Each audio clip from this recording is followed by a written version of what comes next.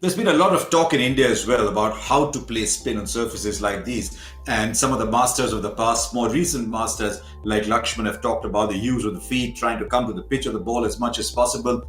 Akshar Patel has talked about how batsmen these days, and I don't think he's old enough to say these days, but he probably knows how it used to be, that they can't string together lots of dot balls. They don't mind playing enough dot balls. They want to get out of it very quickly. They want to play a shot very quickly. So patience has gone down. Do you think all these put together could be a factor? Because in this test match, while the red ball will not skid as much, if it does turn, then you still got to back your confidence, back your feet, and as Kevin Peterson has said so often, and you might have to back your defence.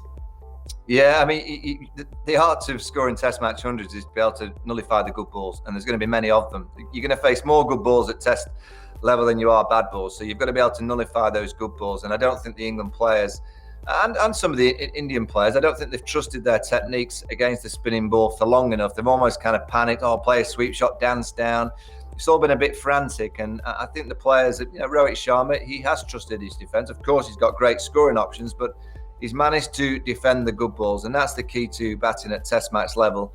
And that's what I'm looking at this week for those younger players. Can they trust their techniques, for particularly those first 20 balls? When you first go out there and it's spinning and there's men around the bat, it's hard.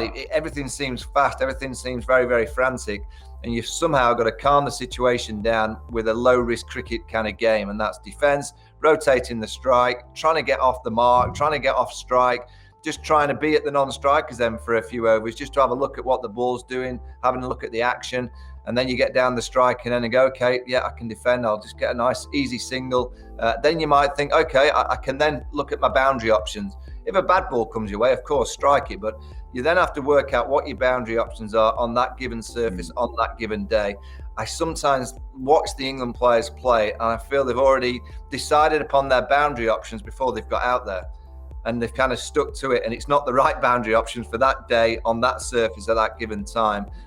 So it's going to be intriguing to see how they play. They've been out-skilled for 2 test matches convincingly. They've been hammered. I know the last test, it got a little bit closer after the first innings, but when you lose by 10 wickets and you lose by over 300, they're 2 hammerings in test match cricket. So England have got a lot of improvement to do.